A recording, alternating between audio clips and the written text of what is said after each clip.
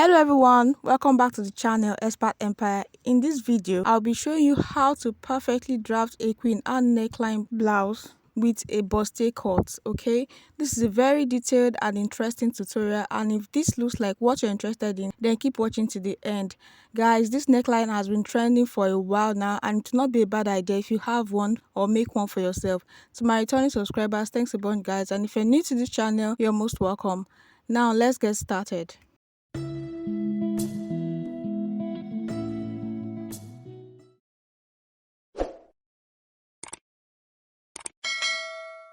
I'll be starting with the front bodice. As you can see, I've ruled out the horizontal lines.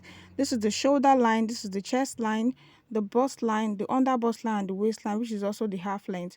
I came up by 2 inches from the bust line to get the chest line. You can do 1.5 or 2 inches, okay? Next, I'll divide my shoulder into 2 and then mark it right there. I extend the same measurement on the chest line and then I'll connect it with a straight line like so. Next, I'll take the neck width, which is 2.5 inches. Is okay for me. I don't want it to be too wide. Then I'll mark it right there. Then on the shoulder line, I'll come down by 1.5 inches for my shoulder slant. Okay. Then I'll connect the slanted line like so.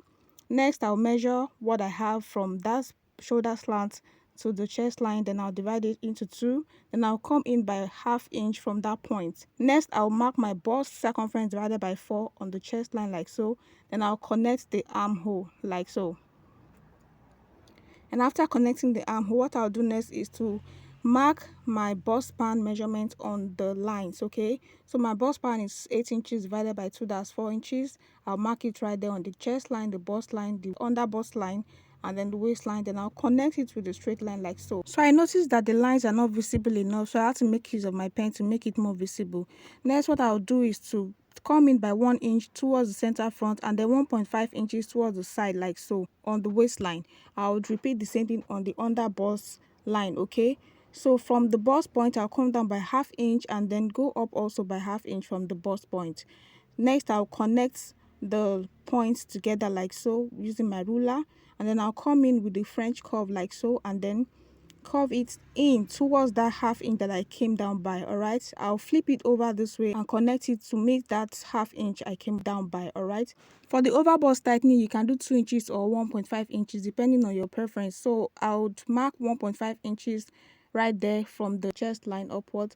Then I'll connect it with a straight line.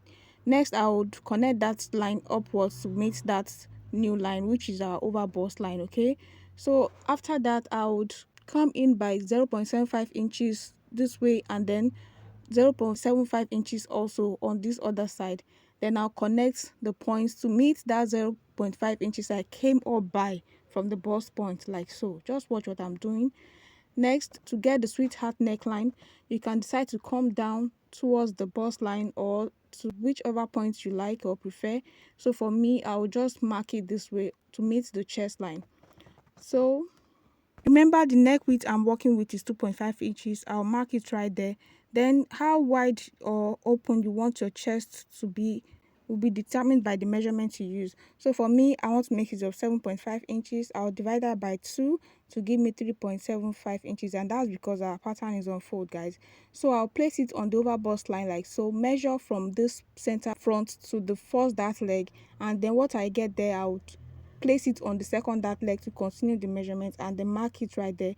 After that, I'll connect it to the neckline like so. So that is the queen and neckline that we have right there. It's looking so beautiful, and this is how wide I want my neckline to be. All right, next on the chest line, I'll input my bust circumference divided by 4 right there and then measure the dart intake and then replace it back on the chest line. Next, on the under bust line, I will input my under bust circumference divided by 4 and then measure the dart intake and then replace it right there. On the waistline, I will divide my waist circumference by 4, mark it right there and then replace the dart intake right there. After that, I'll connect the points together like so. Next, I'll come down by 2 inches from the bust line and then connect a slanted line to the bust point like so. This is going to serve as the side bust. Okay, and I'm doing this because the front half length is longer than the back length by 2 inches. Okay, so I'll just mark it right there. Then I'll cut this part off and then slit this part open, okay, to the bust point like so. Then after that, I'll go ahead and fold it in like so. By doing this, I've eliminated that side that, okay. So I'll go ahead and tape it down with my sellotape, and then after taping it down, you notice that there is a shortage on this side, okay. I'll just go ahead and blend it up like so, then cut it out. So I'll just cut out the pattern now.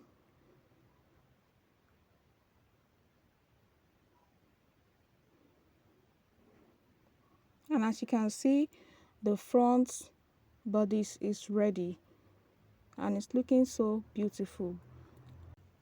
Now what I'll do next is to come down by 0.25 inches on this part, and then 0.25 inches on the yoke like so. Then I'll just connect the lines this way and then trim that little excesses off. When you do this, you don't have any form of gaping at all. You have a perfect fit on the yoke, okay. So I would label this pattern. This is the center front and it is on fold. The arrow indicates that it's on fold, and this is the side front. So now to the back bodice. This is the back bodice as well. I've ruled the horizontal lines, and this is the zipper allowance, which is 1 inch. This is the shoulder line, the chest line, the bust line, and the waistline, and this is the center back. So the length for the back, like I said, is 15 inches, which is 2 inches shorter than the front bodice, okay. So but don't worry, it's going to be equal at the end of the day. So what I'll do next is to mark the neck width, which is 2.5 inches, and then the neck depth is 1 inch. I'll connect it like so, okay, using my curved rule. I'll take my shoulder measurement divided by 2, mark it right there, and then also extend it on the chest line. Next, I would come down by 1 inch for the shoulder slant, and then connect the shoulder slant like so. Next, I would connect a straight line from the shoulder slant to the chest line like so. Next, on the chest line, I would input my bust circumference divided by 4, mark it right there, and then connect the armhole like so. And after that, on the waistline, I'll mark my bust span measurement, which is also nipple to nipple measurement. So it's 4 inches. I'll mark it right there, and then I'll also mark it on the bust line and then connect a straight line like so. Then I would take my dart intake of 0.75 on both sides. Then on the bust line, I'll come up by 1 inch towards the chest line like so. Then I'll connect the dart legs like so. From the neckline, I'll come down by 1 inch and mark. After that, I'll extend the neckline towards the zipper with a straight line like so. Then I don't want my back pattern to be plain, so I want it to have a triangular shape.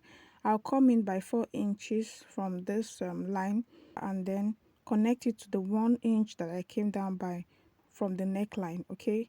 Then I'll connect the straight line towards the zipper like so. So this is what the back looks like. You can decide to make or create any shape of your choice or any style line that you want. Okay, so this is what I want. And then from the waistline, I'm going to come in by 0.5 inch in order to eliminate any bulge at the back. All right, then I'll connect it upwards this way, about 2 inches above the chest line. Sorry, it went a bit off focus. I decided to go up by 1 inch on this part because I don't want the back to be too open, okay. So I'll just mark it right there and then connect the line. So when I measured what I have there, it is 3.5 inches wide, so that's okay by me. If you want yours to be more wider, you can go ahead and measure what you want, okay. So now the back pattern is ready. I'll just go ahead and cut it out so you can see what it looks like.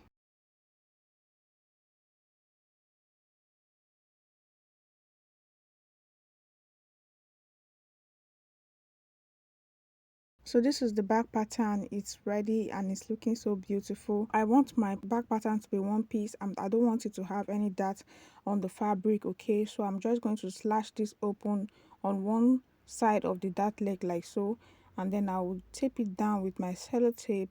All right, so when I'm done with this, I would have just one piece and I would not need to have that on my dress, okay.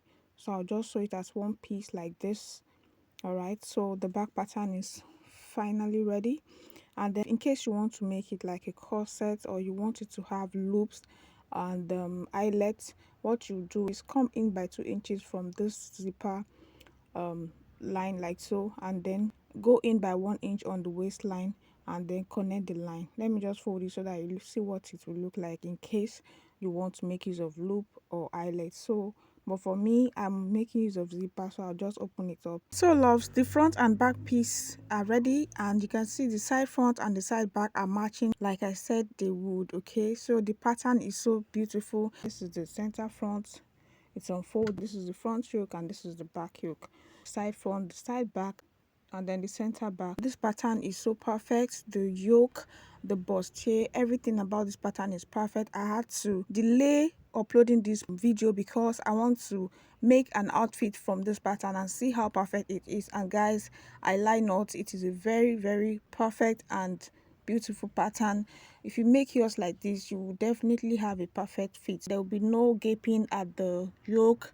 The bustier will be perfect. Just use your measurements for yours and it will come out fine.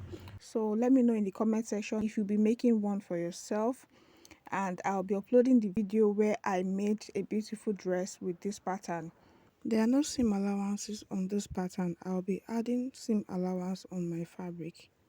So if you find this video helpful, please give it a massive thumbs up.